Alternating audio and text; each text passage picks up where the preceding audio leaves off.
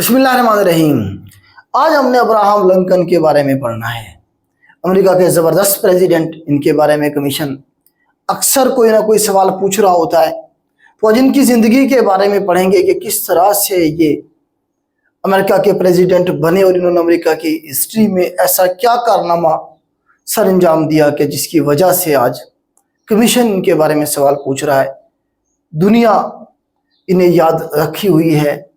तो Abraham Lincoln साहब बेटा याद रखिएगा, एक तो ये 16वें प्रेसिडेंट थे, अमेरिका के 16वें प्रेसिडेंट थे। ये सवाल बनता है अमेरिका का 16वां प्रेसिडेंट कौन था? जी अब्राहम लिंकन साहब थे। इनकी जो स्टोरी है वो बड़ी दिलचस्प है। ये एक किसान के बेटे थे, गरीब घराने में ये पैदा हुए। अपने वालिद साहब की इन्होंने हेल्प की स्टार्ट में फार्मिंग में। उसके बाद फिर ये कुछ अरसा बोट के ऊपर मुलाजमत करते रहे। वहाँ इन्होंने देखा कि गुलामों की ज़िंदगी कैसे होती है। खैर इन्होंने लॉ की एजुकेशन हासिल की और ये एक ईमानदार इंसान थे। अब वकील जो है, आपको पता है वकील के पास जो भी केस लेके आता है उससे क्या करना होता है, फीस चार्ज करनी होती है और उसे हर चीज़ ही पॉजिटिव बतानी होती है, वरना तो वो भाग जाएगा जो क्लाइंट है। तो ये इस तरह से करते कि जो भी इनके पास केस लेके आता तो ये उसे केस का जो नतीजा था, कंक्लूजन जो थी वो बता दिया करता था कि इसका ये नतीजा निकलेगा, इसके आप बेहतर ये है कि आप सुलह कर रहे हैं। अब जब इस तरह से मशवरे देगा ये, तो मुझे बताएं इसके पास कौन केस लेके आएगा।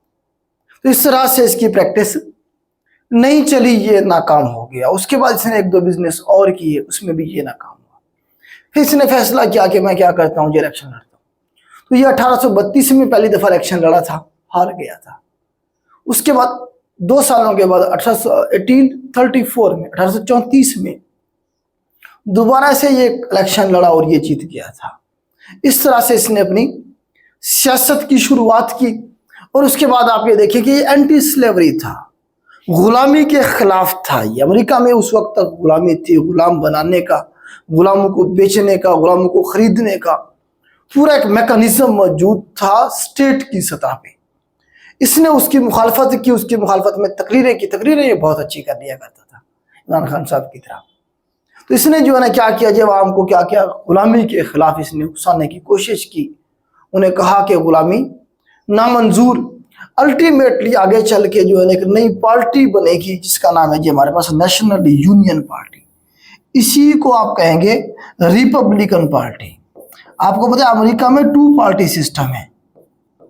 रिपब्लिकन पार्टी अमेरिका में 2 पार्टी सिस्टम है, 2 ही पार्टी है। किसी ने भी इलेक्शन लड़ना है तो वो इन्हीं 2 पार्टी के फोरम से लड़ सकता है। एक हमारे पास डेमोक्रेटिक पार्टी, जिसका आज जो नुमाइंदा है वो जो बाइडन साहब जो इस वक्त प्रेसिडेंट है यूएसए के, वो डेमोक्रेटिक पार्टी से हैं। दूसरी रिपब्लिकन पार्टी, जो पिछले प्रेसिडेंट थे डोनाल्ड ट्रंप साहब जो थे वो रिपब्लिकन पार्टी से थे। तो रिपब्लिकन पार्टी बेटा बनती है 1854 के अंदर, 1854 में ये पार्टी बनी थी। और उसके बाद ये 1860 में जब इलेक्शन होते हैं तो रिपब्लिकन पार्टी जीत जाती है और वो अपना जो प्रेसिडेंट का कैंडिडेट है वो खड़ा करते हैं किसी अब्राहम लिंकन को। तो अब्राहम लिंकन साहब अल्टीमेटली 1860 में क्या बन जाते हैं, यूएसए के प्रेसिडेंट बन जाते हैं। 1860 से लेके 1865 तक ये क्या रहेंगे, अमेरिका के प्रेसिडेंट रहेंगे। 16वें प्रेसिडेंट ये बन जाते हैं और ये एंटी स्लेवरी तो थे ही, गुलामी के तो खिलाफ थे ही ये।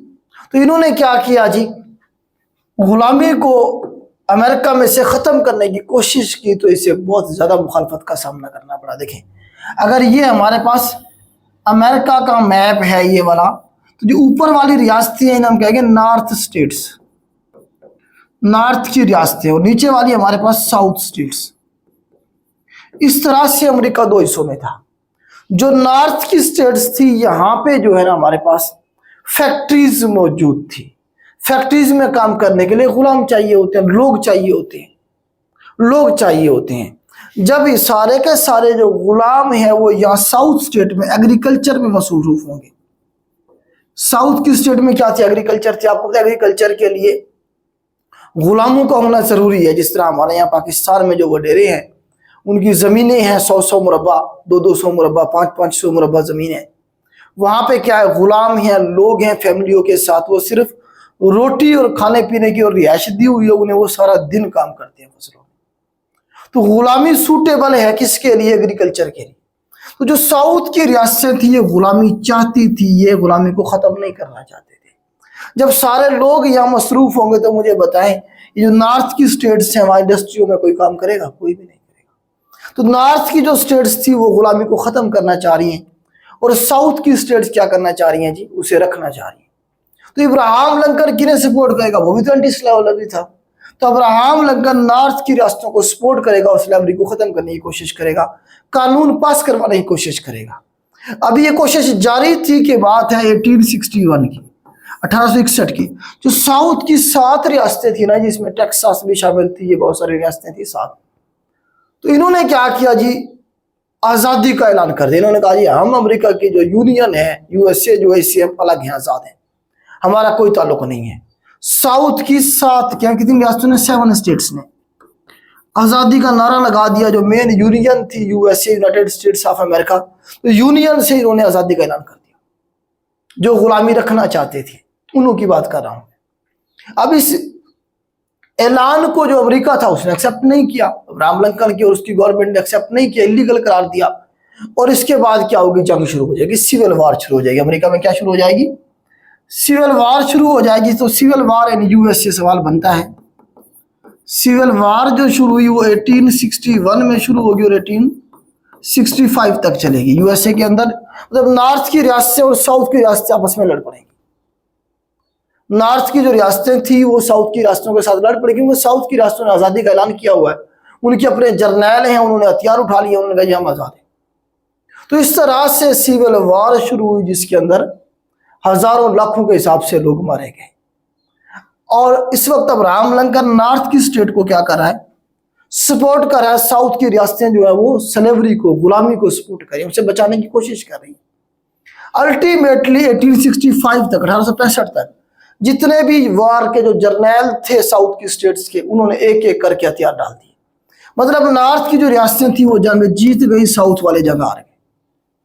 नॉर्थ की रियासतें जब स्टेट्स थी, नॉर्थ की जो स्टेट्स थी, उन्होंने जब जंग जीत ली तो उसके बाद क्या हुआ जी? 13वीं अमेंडमेंट, याद रखिएगा पूछता सवाल में, 13 अमेंडमेंट की गई यूएसए के कॉन्स्टिट्यूशन में और स्लेवरी को मुकम्मल तौर पे अबॉलिश कर दिया गया।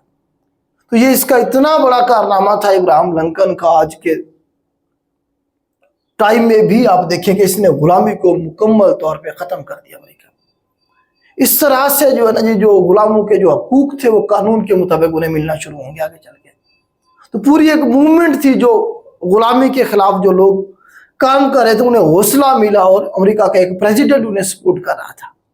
इस तरह से इसका ये जो कारनामा है एंटी स्लेवरी वाला, स्लेवरी को अबॉलिश करने वाला, इस वजह से आज इसे हमने याद रखा हुआ है।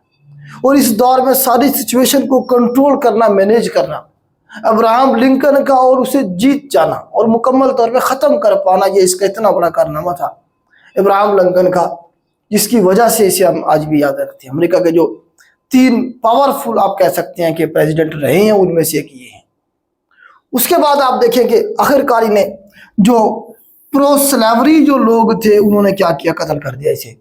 15 अप्रैल 1865 को ये एक थिएटर में मूवी देखने के लिए गए हुए थे, वहीं पे इन्हें फायर करके गोली मार दी गई, इन्हें कत्ल कर दिया गया। तो इन्हें असैसिनेट कर दिया गया। अमेरिका की हिस्ट्री में पहला प्रेसिडेंट था जिसे उनके ऑफिस में, उनके इक़्तिदार में होते हुए असैसिनेट किया गया, कत्ल किया गया, मारा गया। तो ये वहां पे अमेरिकन क्यूजाइन एक ड्रामा था, वो देख रहे थे, देखने गए हुए थे, तो वहीं पे इन्हें मार दिया गया था। तो इनकी पार्टी याद रखिएगा रिपब्लिकन पार्टी थी और अमेरिका के 16वें प्रेसिडेंट थे। अब इनके बारे में एक इनका स्लोगन भी मशहूर हुआ था। वो स्लोगन ये था कि democracy is government government of the people, democracy is government of the people by the people. जो डेमोक्रेसी है वो लोगों की गवर्नमेंट है और लोगों के जरिए, by the people and for the people, और लोगों के लिए है, फॉर द मतलब जो है ना गवर्नमेंट ऑफ द पीपल, लोगों की गवर्नमेंट, बाय द पीपल लोगों के लिए, बाय द पीपल लोगों के जरिए गवर्नमेंट, फॉर द पीपल लोगों के लिए, लोगों की हुकूमत, लोगों के जरिए, लोगों के लिए, ये इसी का स्लोगन मशहूर हुआ था। इसने कहा डेमोक्रेसी की जो डेफिनेशन है वो ये है। तो आज भी पिछले दिनों एक पेपर में मैं देख रहा था, पूछा गया था ये स्लोगन किसने दिया था, तो ये इब्राहम लिंकन साहब ने दिया था। तो इस तरह से एक ज़बरदस्त किस्म की पर्सनैलिटी जिसके बारे में आज भी हम पढ़ रहे हैं, कमीशन अक्सर सवाल पूछता है। तो मैक्सिमम इनके बारे में ये सवाल बन सकते हैं हर पेपर में। उम्मीद करता हूँ ये मैं आपको समझा पाया हूँगा। इस तरह से हमारे लेक्चर आपको अच्छे लग रहे हों तो दोस्तों के साथ ज़रूर शेयर किया करें। आज के लिए इतना ही। अल्लाह हाफ़िज़।